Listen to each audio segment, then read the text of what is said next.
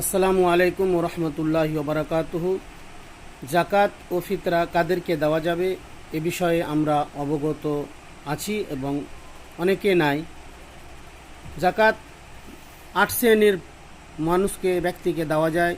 1 নম্বর ফকির, 2 নম্বর মিসকিন, 3 নম্বর সরকারিভাবে জাকাত আদায়কারী, 4 নম্বর নমুসলিম, 5 নম্বর দাস মুক্তির জন্যে, 6 নম্বর ঋণ অভাবগ্রস্তর জন্যে, 7 নম্বর ধর্মযোদ্ধার জন্যে, 8 নম্বর অভাবগ্রস্ত মুসাফিরের জন্যে।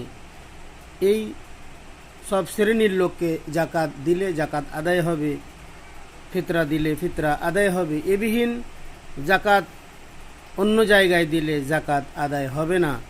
রাসূলুল্লাহ সাল্লাল্লাহু আলাইহি সাল্লাম বিস্তারিতভাবে হাদিসে পাকের মধ্যে এবং আল্লাহ তাআলা এই 8 শ্রেণীর মানুষের উল্লেখ কোরআনুল মাজিদের মধ্যে করেছেন।